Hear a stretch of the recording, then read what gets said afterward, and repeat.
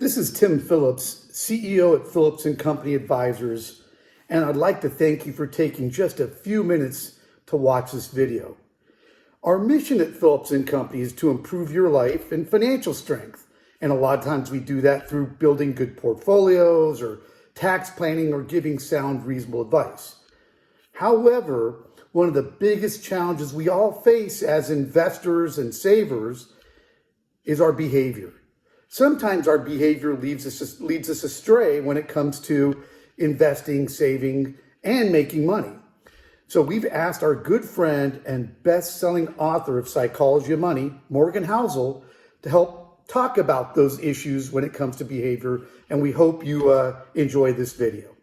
Thank you, Tim, and thank you for everyone at Phillips for letting me do this. Happy summer to you. Hope everyone's doing well. I want to talk a little bit about today. What I want to talk about today is a little bit about the correlation between money and happiness, and why sometimes making more money, having more money, doesn't make people as happy as they thought it would. Let me tell you two quick stories here. My wife and I used to live in Southern California, and then after that, we lived on the East Coast. When we lived on the East Coast, hardly a day went by that we didn't miss California's weather. Los Angeles, where we lived, is basically 70 degrees in the winter and 80 degrees in the summer.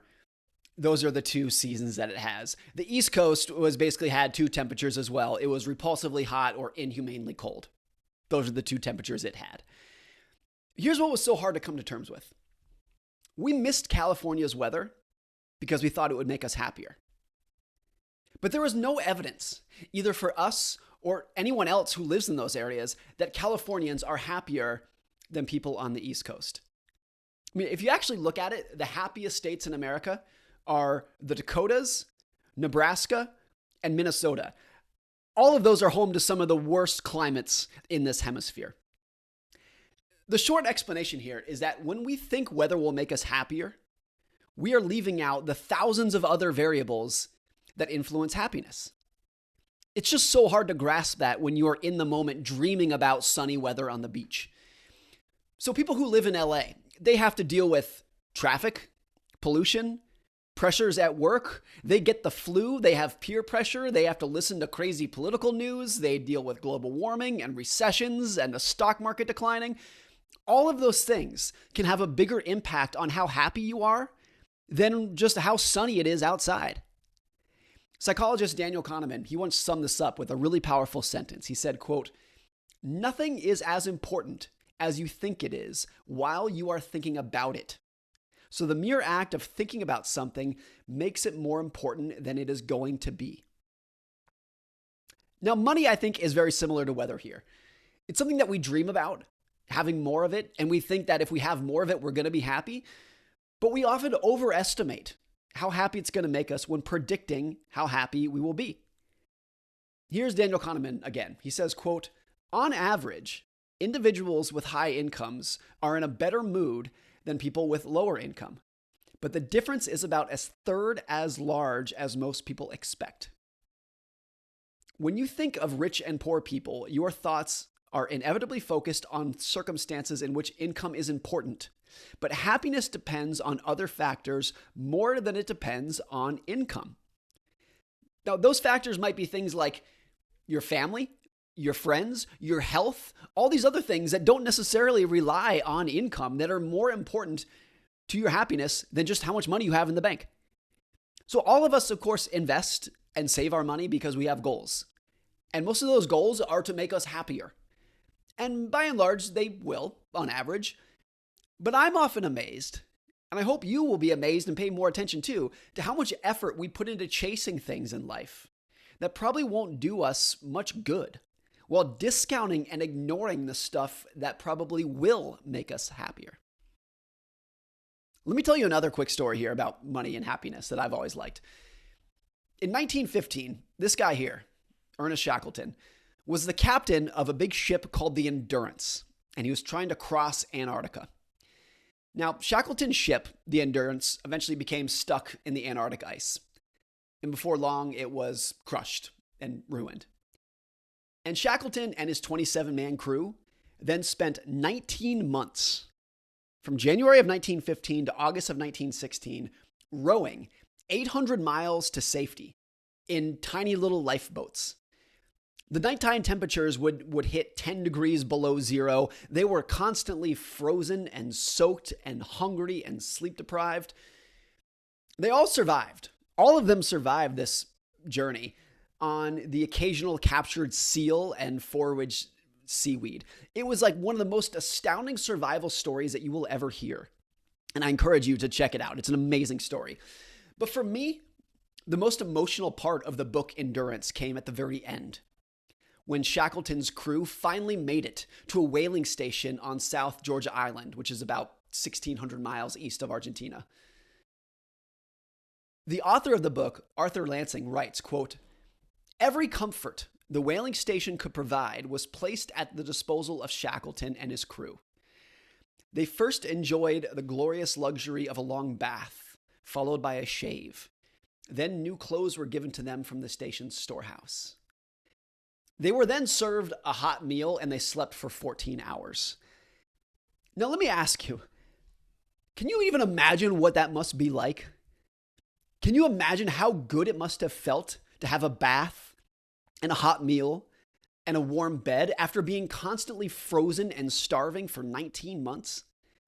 Like, even if the water was lukewarm and the food was half stale, that must have been the most pleasant and fulfilling evening that anyone has ever experienced.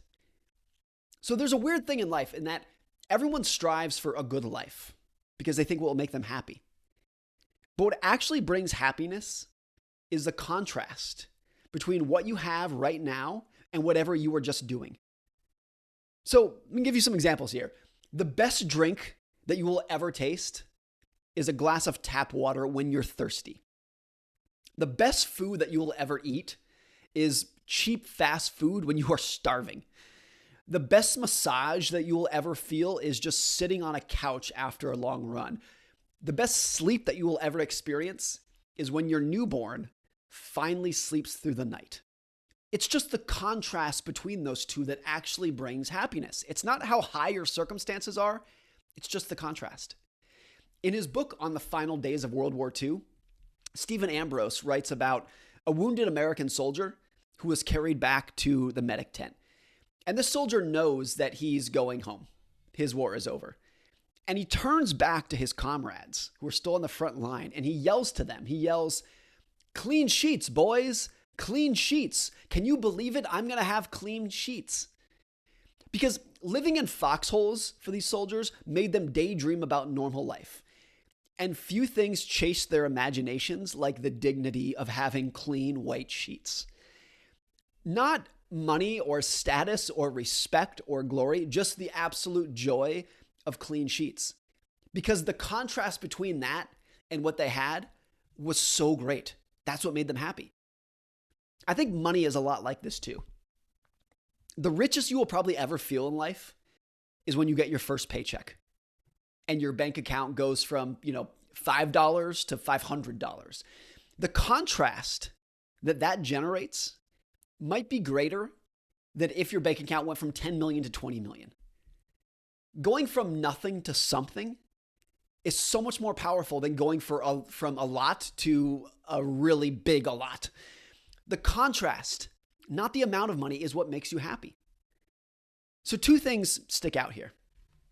One is that happiness is a fleeting emotion because it's triggered by a contrast in circumstances, but you quickly adapt to whatever new circumstances you're in. So Shackleton's second hot meal and his second bath and his second night's sleep probably felt like 1% as amazing as the first one. But that shouldn't be depressing because instead of chasing happiness, which is always fleeting, people should chase contentment, which is similar, but it's much more enduring. The second thing to think about is that when you realize how powerful expectations are, you put as much effort into keeping them low as you do to improving your circumstances.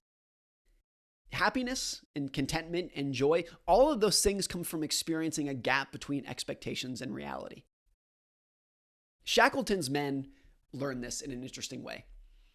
After their ordeal, they found so much joy in these tiny little things that they had never appreciated in life. One of the crew members, as they neared the end of their journey, wrote in his diary, he said, quote, "This was one of the finest days that we have ever had. It is just an absolute pleasure to be alive." That's about as good as it gets.